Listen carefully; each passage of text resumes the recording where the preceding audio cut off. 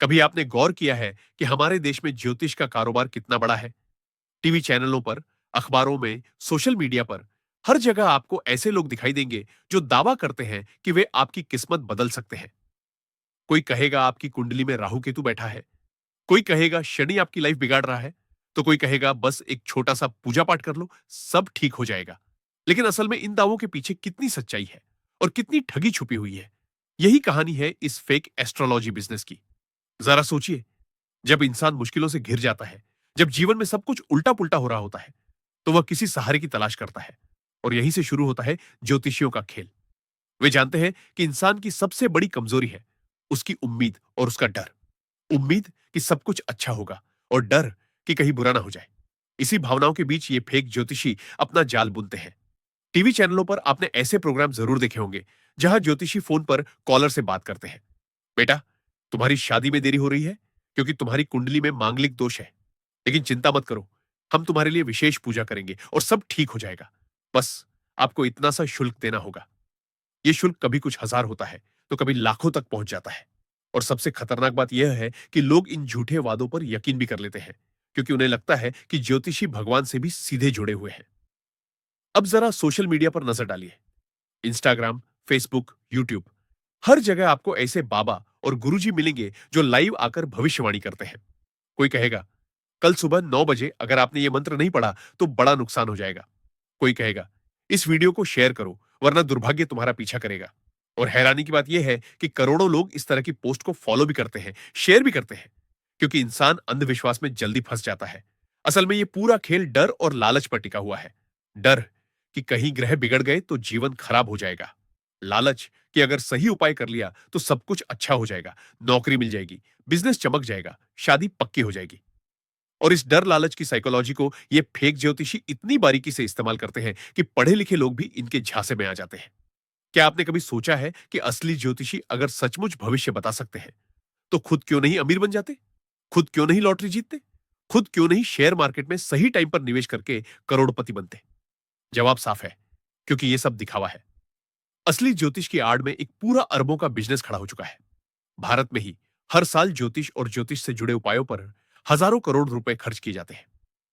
इसमें नकली रत्न बेचना, नकली यज्ञ कराना, नकली मंत्र तंत्र करवाना शामिल है। किसी को कहा जाता है कि तुम्हारी लाइफ में बाधा इसलिए है क्योंकि तुम्हारे ग्रह कमजोर हैं, और समाधान के नाम पर उसे लाखों का नीलम या पुखराज पत्थर थमा दिया जाता है। जबकि असलियत यह है कि ये पत्थर या तो नकली होते हैं या उनकी कीमत से 100 गुना ज्यादा वसूली जाती है। कई बार तो ये ज्योतिषी सिर्फ पैसे ही नहीं, बल्कि लोगों की निजी जिंदगी में भी दखल देने लगते हैं। किसी महिला को कहा जाता है कि उसके पति के साथ रिश्ता इसलिए बिगड़ा है क्योंकि उस पर किसी ने काला जादू कर दिया है, और उस जादू को तोड़ने के नाम पर उससे लाखों रुपए वसूले जाते हैं। सोचिए, एक परिवार जो पहले से ही तनाव में है, वहां इस तरह की बातें कितनी खतरनाक असर डालती हैं।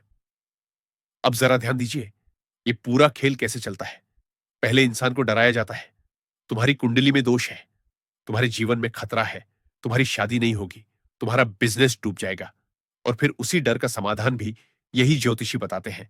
बस हमारी पूजा करा लो, हमारा पत्थर पहन लो, हमारा टोटका कर लो। यानी बीमारी भी वही बताते हैं और इलाज भी वही बेचते हैं।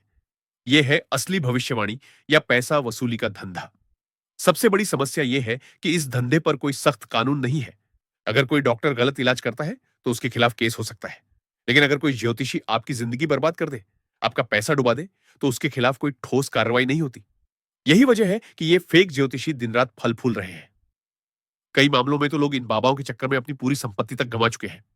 एक किस्सा तो ऐसा भी है जहां एक परिवार ने अपनी बेटी की शादी कराने के लिए ज्योतिषी के कहने पर करोड़ों की जमीन बेच दी, क्योंकि ज्योतिषी ने कहा था कि अगर विशेष पूजा नहीं हुई तो शादी कभी नहीं होगी।